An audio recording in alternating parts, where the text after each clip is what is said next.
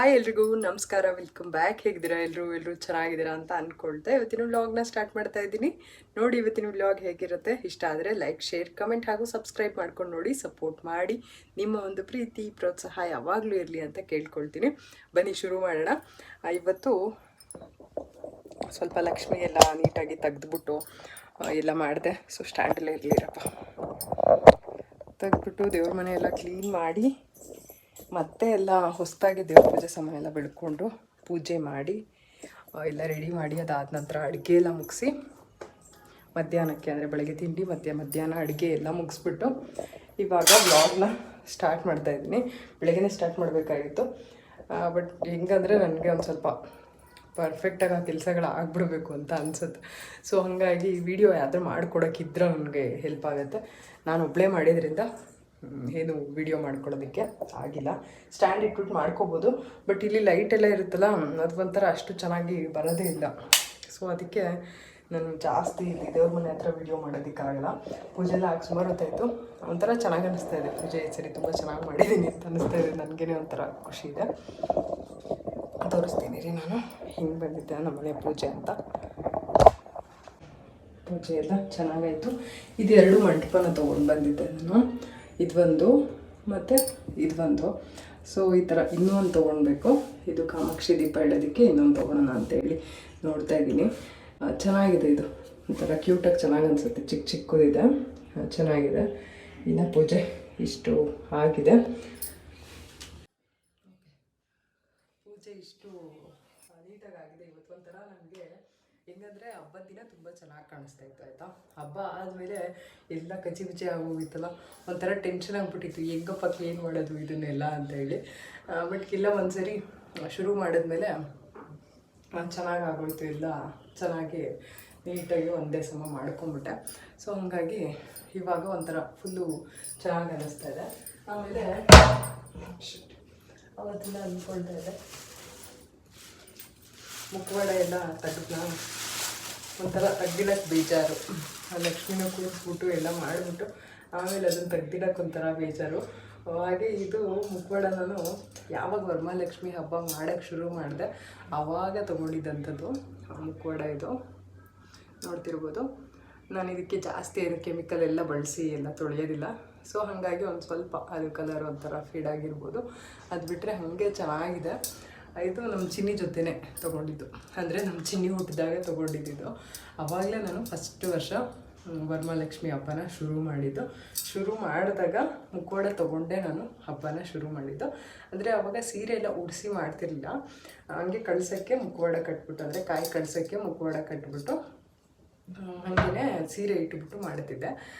ಸೀರೆ ಅಂದರೆ ಉಡಿಸ್ತಿರ್ಲಿಲ್ಲ, ಹಾಗೆ ಇಟ್ಬಿಟ್ಟು ಮಾಡ್ತಿದ್ದೆ.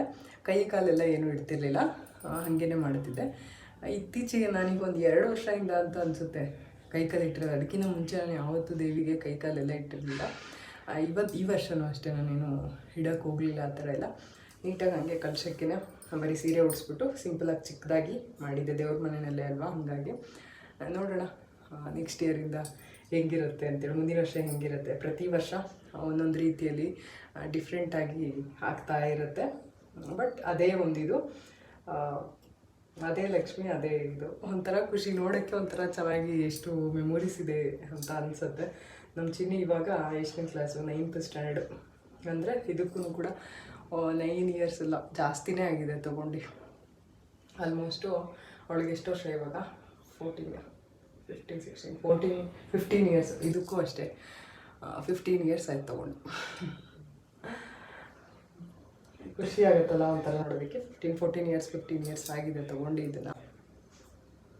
ನಮ್ಮ ತಾಯಿ ಲಕ್ಷ್ಮಿ ಯಾವಾಗಲೇ ಗೇರು. ನಾನು ಚೇಂಜ್ ಒಂದ್ಸರಿ ಅನಿಸುತ್ತೆ ಸ್ವಲ್ಪ ಚಿಕ್ಕದು ತೊಗೊಂಡಿದ್ದೀನಿ ಅಂತ ಅನಿಸುತ್ತೆ, ಚೇಂಜ್ ಮಾಡೋಣ ಅಂತ ಅಂದ್ಕೊಳ್ತೀನಿ. ಬಟ್ ಬೇಡ, ನನ್ನ ಮಗಳು ಹುಟ್ಟಿದಾಗ ತೊಗೊಂಡಿರೋದಲ್ವಾ ಅಂಥೇಳಿ ಆವಾಗಿಂದ ಹಂಗೆ ಇಟ್ಕೊಂಡಿದ್ದೀನಿ ಇದನ್ನು. ಇವತ್ತಿನ ಬ್ಲಾಗಲ್ಲಿ ಒಂದು ಒಳ್ಳೆ ರೆಸಿಪಿ ಕೂಡ ಶೇರ್ ಮಾಡೋಣ ಅಂತ ಅಂದ್ಕೊಂಡಿದ್ದೀನಿ. ಅಂದರೆ ಲಂಚ್ ಬಾಕ್ಸ್ ರೆಸಿಪಿ. ಎಲ್ಲರಿಗೂ ಏನಪ್ಪ ಬಾಕ್ಸ್ ಕಟ್ಟೋದು ಅಂತ ಚಿಂತೆ ಇರುತ್ತಲ್ವ. So lunch box recipe share ಮಾಡ್ತೀನಿ. ಹಾಗೆ ಒಂದಷ್ಟು ಹಳೆ ಕ್ಲಿಪ್ಪಿಂಗ್ಸ್ ಎಲ್ಲ ಇದೆ, ಅದನ್ನು ಕೂಡ ಶೇರ್ ಮಾಡ್ತೀನಿ. ನೋಡ್ಕೊಂಡು ಬನ್ನಿ, ನಿಮ್ಗೆ ಖಂಡಿತ ಇಷ್ಟ ಆಗುತ್ತೆ. ವರಮಹಾಲಕ್ಷ್ಮಿ ಹಬ್ಬದ ವಿಡಿಯೋನ ನೋಡಿ ಸಾಕಷ್ಟು ಜನ ಕಮೆಂಟ್ ಮಾಡಿದ್ದೀರ. ಥ್ಯಾಂಕ್ ಯು ಸೋ ಮಚ್ ಎಲ್ಲರಿಗೂ. ನಮ್ಮ ಒಂದು ಫ್ಯಾಮಿಲಿ ಮೇಲೆ, ನಮ್ಮ ಮೇಲೆ ನಿಮ್ಮ ಒಂದು ಪ್ರೀತಿ ಒಂದು ಪ್ರೋತ್ಸಾಹ ಹಾಗೆ ಒಂದು ಖುಷಿ, ನೀವು ಅದನ್ನ ನೋಡ್ಬಿಟ್ಟು ಖುಷಿ ಪಡೋದು ಅದೆಲ್ಲ ನನಗೂ ಕೂಡ ತುಂಬ ಖುಷಿ ಕೊಡುತ್ತೆ. Thank you so much. ಎಲ್ಲರೂ ಒಂದು ಪ್ರೀತಿ ಹೀಗೆ ಇರಲಿ ಅಂತ ಕೇಳ್ಕೊಳ್ತೀನಿ. ಇವತ್ತು ಸಖತ್ತಾಗಿರುವಂಥ ಬ್ರೇಕ್ಫಾಸ್ಟ್ ರೆಸಿಪಿನ ಶೇರ್ ಮಾಡ್ತಾ ಇದ್ದೀನಿ. ಇದು ಅಥೆಂಟಿಕ್ ಸ್ಟೈಲ್ ರೆಸಿಪಿ ಅಂತ ಹೇಳ್ಬೋದು. ಮೊದಲನೇದಾಗಿ ನಾನಿಲ್ಲಿ ಒಂದು ಸ್ವಲ್ಪ ತೆಂಗಿನಕಾಯಿ ತುರಿ ಹಾಕ್ಕೊಳ್ತಾ ಇದ್ದೀನಿ. ಒಂದು ಚಮಚ, 1-2 ಚಮಚ ಈ ಥರ ಒಣಕೊಬ್ಬರಿ ಬೇಡ, ಹಸಿ ತೆಂಗಿನಕಾಯಿನೇ ಹಾಕ್ಕೊಳ್ತಾ ಇದ್ದೀನಿ.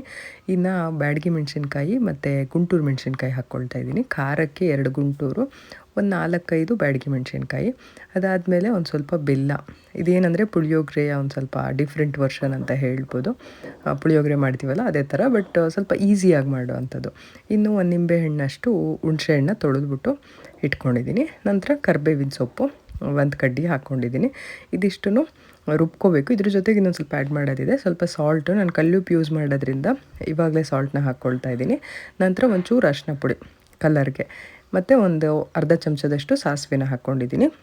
ಇದನ್ನು ಇವಾಗ ತರಿಯಾಗಿ ರುಬ್ಕೊಳ್ಳೋಣ. ಚೆನ್ನಾಗಿರುತ್ತೆ, ಟ್ರೈ ಮಾಡಿ. ಪುಳಿಯೋಗರೆ ಮಾಡೋದಕ್ಕೆ ಸ್ವಲ್ಪ ಲೇಟ್ ಆಗುತ್ತೆ, ಬೇಗ ಏನಾದರೂ ಮಾಡ್ಕೋಬೇಕು, ಪುಳಿಯೋಗರೆ ಥರನೇ ಚೆನ್ನಾಗಿರೋದು ಅಂತ ಅಂದರೆ ಈ ರೀತಿ ಮಾಡ್ಕೊಳ್ಬೋದು. ಏನು ಬ್ರೇಕ್ಫಾಸ್ಟ್ ಮಾಡಬೇಕು ಅಥವಾ ಲಂಚ್ ಬಾಕ್ಸ್ಗೆ ಏನು ಕಟ್ಟಬೇಕು ಅಂತೇಳಿ ಮುಂಚೆನೇ ಪ್ಲ್ಯಾನ್ ಮಾಡ್ಕೊಂಡಿಲ್ಲ ಅಂತ ಅಂದರೆ ಈ ರೀತಿ ಪಟಾಪಟ್ ಅಂತ ಮಾಡ್ಬೋದು. ಹಾಗೆಯೇ ಹೇಳೋದು ಸ್ವಲ್ಪ ಲೇಟಾಗೋಯ್ತು, ಬೇಗ ಏನು ಮಾಡಿಬಿಡ್ಬೋದು ಅಂತ ಯೋಚನೆ ಮಾಡಿದ್ರೆ ಈ ರೀತಿಯಾದಂಥ ಒಂದು ಬ್ರೇಕ್ಫಾಸ್ಟ್ನ ಮಾಡಿಕೊಳ್ಬೋದು. ಚೆನ್ನಾಗಿರುತ್ತೆ. ಇದು ಟೇಸ್ಟ್ ಕೂಡ ಅಷ್ಟೇ ಸಖತ್ತಾಗಿರುತ್ತೆ. ಇವಾಗ ಇದು ರೆಡಿಯಾಗಿದೆ ಆಲ್ಮೋಸ್ಟು. ತರಿಯಾಗಿ ರುಬ್ಕೋಬೇಕಾಗತ್ತೆ. ಇನ್ನೊಂದು ರೌಂಡ್ ರುಬ್ತೀನಿ. ಒಂಚೂರು ಮೆಣಸಿನ್ಕಾಯಿ ಬೀಜ ಎಲ್ಲ ಬಾಯಿಗೆ ಸಿಕ್ಕರೆ ಅಷ್ಟೊಂದು ಚೆನ್ನಾಗಿರಲ್ಲ, ಅದು ಒಂಚೂರು ನೈಸ್ ಆಗಲಿ. ಇನ್ನೊಂಚೂರು ರುಬ್ಕೊಂಬಿಟ್ಟು ಫೈನಲಿ ಇದು ರುಬ್ಬಿರೋದು ರೆಡಿ ಆಗುತ್ತೆ. ಆಮೇಲೆ ಒಗ್ಗರಣೆ ಹಾಕ್ಬಿಟ್ರೆ ಈಸಿ, ಸೂಪರಾಗಿ ಮಾಡ್ಕೊಬೋದು. ಏನು ಅಂಥ ಕಷ್ಟ ಇಲ್ಲವೇ ಇಲ್ಲ ಇದರಲ್ಲಿ. ನೀವೇ ನೋಡ್ತಾ ಇದ್ದೀರಾ ಅಲ್ವಾ ಏನೇನು ಇಂಗ್ರೀಡಿಯೆಂಟ್ಸ್ ಹಾಕಿದೆ ಅಂತೇಳಿ. ಅಷ್ಟೇ, ಉದ್ದಿನಬೇಳೆ, ಕಡಲೆಬೇಳೆ ಇದೆಲ್ಲ ಹುರ್ಕೊಂಡು ಹಾಕ್ಕೋಬೇಕು, ಈ ಥರ ಎಲ್ಲ ಏನೂ ಇಲ್ಲ. ಇಷ್ಟೇ ಸಿಂಪಲಾಗಿ ಮಾಡ್ಕೊಳ್ಬೋದು. ಇದಾದ ನಂತರ ಇಲ್ಲಿ ನಾನು ಒಂದು ಬಾಣಲಿಗೆ 1-2 ಚಮಚದಷ್ಟು ಎಣ್ಣೆನ ಹಾಕ್ಕೊಂಡು, ಮತ್ತು ಸಾಸಿವೆ ಮತ್ತು ಕಡಲೆಬೇಳೆ, ಉದ್ದಿನಬೇಳೆ, ಕಡಲೆ ಬೀಜ ಇಷ್ಟನ್ನು ಹಾಕ್ಕೋಬೋದು. ನಮ್ಮ ಮನೇಲಿ ಸ್ವಲ್ಪ ಕಡಲೆ ಬೀಜ ಮುಗ್ದೋಗಿತ್ತು, ಸೊ ನಾನು ನೋಡಿರಲಿಲ್ಲ. ಆಮೇಲೆ ನೋಡ್ತೀನಿ ಕಡಲೆ ಬೀಜ ಮುಗ್ದೋಗಿದೆ. ಸೊ ಸರಿ ಆಯಿತು. ಉದ್ದಿನಬೇಳೆ, ಕಡಲೆಬೇಳೆ ಮತ್ತು ಸಾಸಿವೆ, ಕರಿಬೇವು, ಒಣಮೆಣ್ಸಿನ್ಕಾಯಿ ಇಷ್ಟನ್ನು ಹಾಕ್ಕೊಂಡೆ. ಕಡಲೆ ಬೀಜ ಹಾಕಿದ್ರೆ ಇನ್ನೂ ಟೇಸ್ಟು ಎನ್ಹಾನ್ಸ್ ಆಗುತ್ತೆ, ಚೆನ್ನಾಗಿರುತ್ತೆ. ಅದನ್ನು ಮಿಕ್ಸ್ ಮಾಡದೆ ಹಾಕಿ, ನಂತರ ಬೇಕಾದರೆ ಸ್ವಲ್ಪ ಇಂಗು ಕೂಡ ಹಾಕ್ಕೋಬೋದು. ನಾನೇನು ಹಿಂಗೆಲ್ಲ ಹಾಕಲಿಲ್ಲ. ನಂತರ ಅನ್ನ ಸ್ವಲ್ಪ ಬಿಸಿನ ಆರಿಸ್ಬಿಟ್ಟು ಹಾಕಬೇಕಾಗತ್ತೆ. ಹಾಗೆಯೇ ಒಗ್ಗರಣೆ ಆಗಿದ ತಕ್ಷಣ ಸ್ಟವ್ ಆಫ್ ಮಾಡಿಬಿಡಬೇಕು.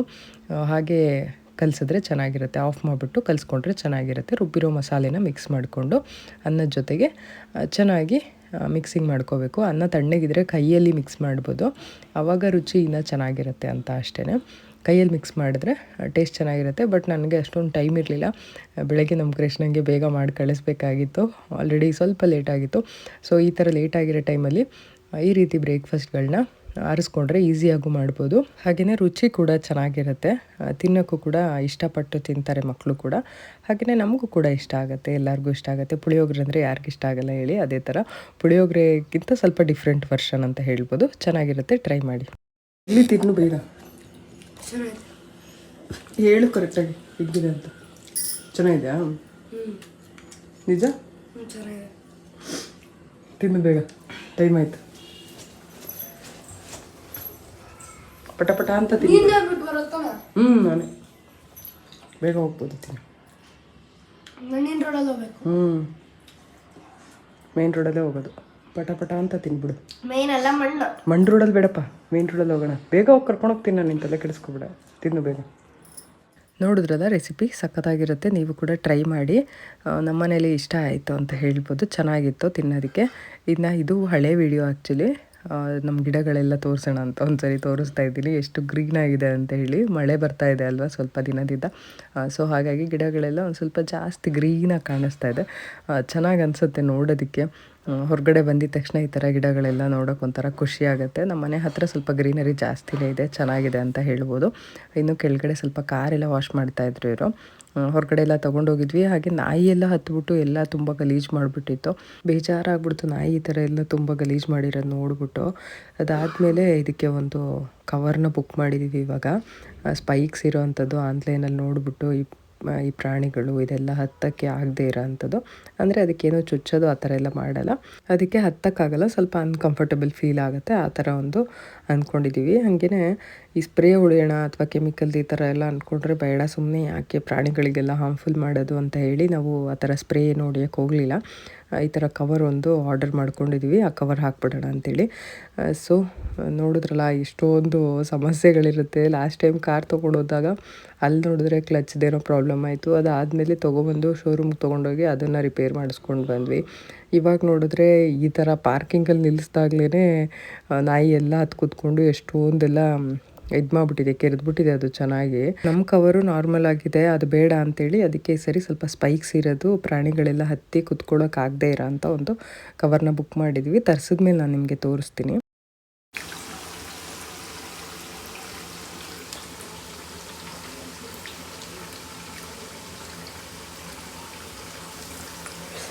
ಮಳೆಗೆ ಇವತ್ತು ಭರ್ಜರಿಯಾಗಿ ಬಜ್ಜಿ ಮಾಡ್ಕೊತಾ ಇದ್ದೀವಿ. ಬಜ್ಜಿ ಮಾತ್ರ ಸಖತ್ತಾಗಿ ಇದೆ, ಚೆನ್ನಾಗಿದೆ ಟೇಸ್ಟು. ನಾನಂದರೆ ಬೇರೆ ಥರ ಮಾಡ್ತೀನಿ, ನಮ್ಮ ಅತ್ತೆ ಇದಕ್ಕೆ ಒಂದು ಸ್ವಲ್ಪ ಎಕ್ಸ್ಟ್ರಾ ಇಂಗ್ರೀಡಿಯೆಂಟ್ಸ್ ಎಲ್ಲ ಆ್ಯಡ್ ಮಾಡ್ತಾರೆ, ಚೆನ್ನಾಗಿರುತ್ತೆ. ನೆಕ್ಸ್ಟ್ ಟೈಮ್ ರೆಸಿಪಿ ತೋರಿಸ್ತೀನಿ, ಚೆನ್ನಾಗಿರುತ್ತೆ. ನಾನು ಬರೀ ಕಡಲೆ ಹಿಟ್ಟು, ಸಾಲ್ಟು ಮತ್ತು ಇದು ಅಷ್ಟೇ ಹಾಕೋದಿರುತ್ತೆ. ಚೂರು ಅಡುಗೆ ಸೋಡಾ, ಒಂದು ಚೂರು ಎಣ್ಣೆ ಹಾಕ್ಕೊತೀನಿ. ಕೊತ್ತಂಬರಿ ಸೊಪ್ಪು, ಓಂಕಾಳು ಇದೆಲ್ಲ ಏನೂ ಹಾಕ್ತಿರ್ಲಿಲ್ಲ ನಾನು, ಹಾಕ್ತಾ ಇರಲಿಲ್ಲ. ಚೆನ್ನಾಗಿರುತ್ತಾ? ಜೀರ್ಣ ಆಗುತ್ತೆ, ಆಯಿಲಿ ಐಟಮ್ ಅಲ್ಲ ಅದಕ್ಕೆ.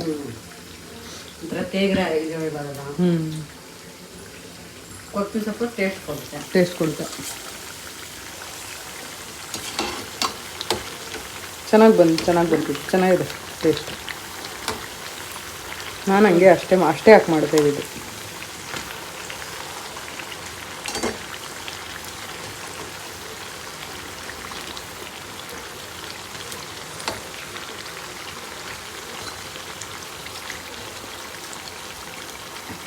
ಅದಕ್ಕೊಂಚೂರು ಕಮ್ಮಿ ಆಗಿದೆ. ಬಾಳೆಕಾಯ್ದು ಇನ್ನೂ ಚೆನ್ನಾಗಿರುತ್ತೆ ಅಲ್ವಾ?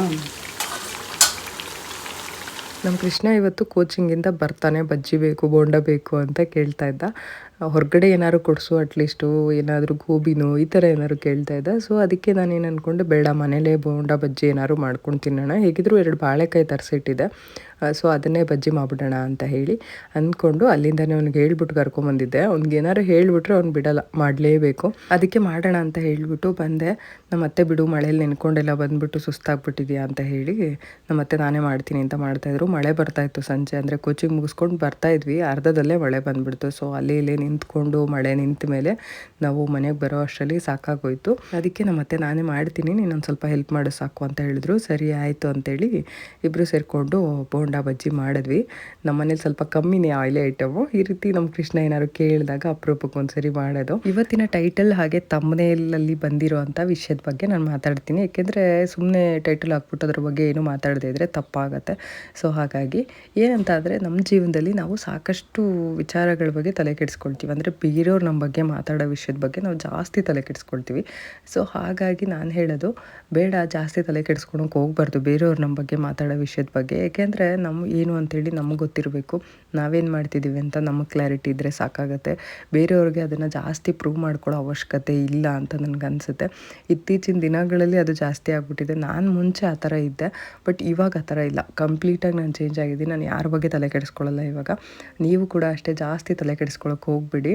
ನಿಮಗೆ ಗೊತ್ತಿರುತ್ತೆ, ಸ್ವಲ್ಪ ಯೋಚನೆ ಮಾಡಿ ಏನು ಮಾಡಬೇಕು ಏನು ಮಾಡಬಾರ್ದು ಅಂತೇಳಿ ಆ ರೀತಿಯಾಗಿ ನಡ್ಕೊಳ್ತಾ ಹೋಗಿ. ಆವಾಗ ಏನು ಸಮಸ್ಯೆಗಳು ಬರಲ್ಲ.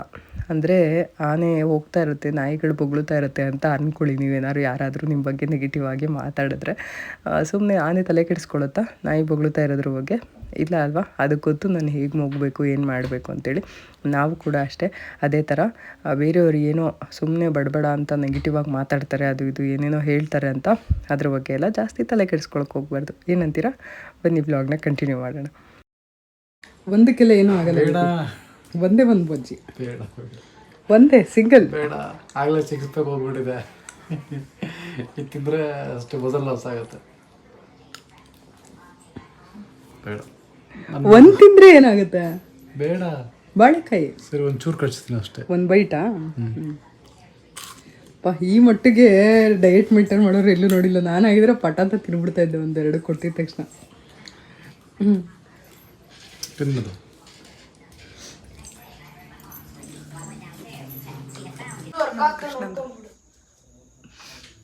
ನೋಡಿತಾ ಇದೆ ನೋಡಿ, ನಮ್ಮದು ಇವಾಗ ಕೆಲಸ ನಡೀತಾ ಇದೆ. ಇದು ವರ್ಕ್ ಆಗುತ್ತೆ ಬಿಡುತ್ತೆ, ಮಾಡ್ಕೊಡ್ತೀನಿ. ಹಂಗೆ ಹೋಗಪ್ಪ, ನೀನು ಮಲ್ಕೋಗಪ್ಪ, ನಾನು ಮಾಡ್ತೀನಿ. ಒಂದು ಸ್ವಲ್ಪ ಟೈಮ್ ಕೊಡು. ಇಂಡಿಯಾ ಮ್ಯಾಪ್ ಬರೆಯೋಕ್ಕೆ ಅಷ್ಟೊಂದು ಟೈಮ್ ತೊಗೊಂಡಿಲ್ಲ ನಾನು. ಇನ್ನು ಇದನ್ನೆಲ್ಲ ಮಾಡೋದಕ್ಕೆ ಅಷ್ಟೇನು ಟೈಮ್ ಬೇಕಾಗಲ್ಲ, ಬೇಗ ಬೇಗ ಮಾಡ್ತೀನಿ. ಈ ಥರ ಆ್ಯಕ್ಟಿವಿಟಿ ಮಾಡಿ ತುಂಬ ದಿನ ಆಗಿತ್ತು.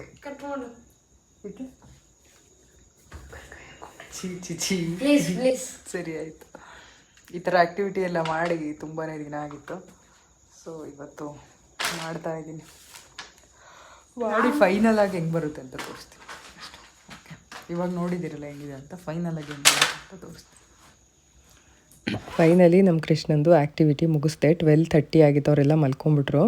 ನಾನು ಕಂಪ್ಲೀಟಾಗಿ ಮುಗಿಸ್ಬಿಟ್ಟು ಆಮೇಲೆ ಮಲ್ಕೊಂಡೆ. ನಾಳೆ ಏನೋ ಸಬ್ಮಿಟ್ ಮಾಡಬೇಕು ಅಂತ ಇದ್ದ, ಹಾಗಾಗಿ ಟೈಮ್ ಇತ್ತು, ಬಟ್ ನನಗೆ ಮಾಡೋಕ್ಕಾಗಿರಲಿಲ್ಲ, ಬೇರೆ ಕೆಲಸಗಳಲ್ಲಿ ಬ್ಯುಸಿ ಇದ್ದಿದ್ದರಿಂದ. ಫೈನಲಿ ಇವತ್ತು ರಾತ್ರಿ ಕುತ್ಕೊಂಡು ಎಲ್ಲ ಮುಗಿಸ್ಬಿಟ್ಟೆ. ಚೆನ್ನಾಗಿ ಬಂದಿದೆ ಅಂತ ನನಗನ್ನಿಸ್ತು. ನಿಮ್ಗೆ ಹೇಗೆ ಅನ್ನಿಸ್ತಿದೆ ಅಂತ ಹೇಳಿ ಕಮೆಂಟ್ ಸೆಕ್ಷನಲ್ಲಿ ತಿಳಿಸಿ. ಅಪ್ಪ ಇವ್ರಿಗೆ ಆ್ಯಕ್ಟಿವಿಟಿ ಕೊಟ್ಟರೆ ನಮಗಂತೂ ಕೆಲಸ ಜಾಸ್ತಿ ಆಗಿಬಿಡುತ್ತೆ. ಏನೋ ಚಿಕ್ಕ ಪುಟ್ಟದೆಲ್ಲ ಆದರೆ ಪಟ್ ಅಂತ ಮಾಡಿ ಮುಗಿಸ್ಬಿಡ್ಬೋದು. ಬಟ್ ಈ ಥರ ಎಲ್ಲ ಕೊಟ್ಟಾಗ ಕಷ್ಟ. ಒಂದಷ್ಟು ಅವನೇ ಮಾಡ್ಕೊಂಬಿಡ್ತಾನೆ, ಅವನಿಗೆ ಗೊತ್ತಾಗತ್ತೆ. ಈ ರೀತಿ ಏನಾದ್ರು ಸ್ವಲ್ಪ ಜಾಸ್ತಿ ಇರುವಾಗ ನಾನು ಮಾಡ್ತೀನಿ. ಸೊ ಹಾಗಾಗಿ ಇದಾಗಿತ್ತು ಇವತ್ತಿನ ಒಂದು ಪುಟಾಣಿ ವ್ಲಾಗ್. ಒಂದಷ್ಟು ಕ್ಲಿಪ್ಪಿಂಗ್ಸ್ ಎಲ್ಲ ಒಂದು ವಾರದ್ದು ಏನೇನಿತ್ತು ಅದನ್ನೆಲ್ಲ ಆ್ಯಡ್ ಮಾಡಿ ಶೇರ್ ಮಾಡಿದ್ದೀನಿ. ಇವತ್ತಿನ ವ್ಲಾಗ್ ನಿಮ್ಗೆ ಏನಾದ್ರು ಇಷ್ಟ ಆಗಿದರೆ ಲೈಕ್ ಮಾಡಿ, ಶೇರ್ ಮಾಡಿ, ಹಾಗೂ ಕಮೆಂಟ್ ಮಾಡಿ, ಹಾಗೆ ಸಬ್ಸ್ಕ್ರೈಬ್ ಮಾಡ್ಕೊಂಡು ನೋಡಿ, ಸಪೋರ್ಟ್ ಮಾಡಿ. ನಿಮ್ಮ ಒಂದು ಪ್ರೀತಿ ಪ್ರೋತ್ಸಾಹ ಹೀಗೆ ಇರಲಿ ಅಂತ ಕೇಳ್ಕೊಳ್ತಾ ಬರಲಾ. Bye, see you, thank you for watching.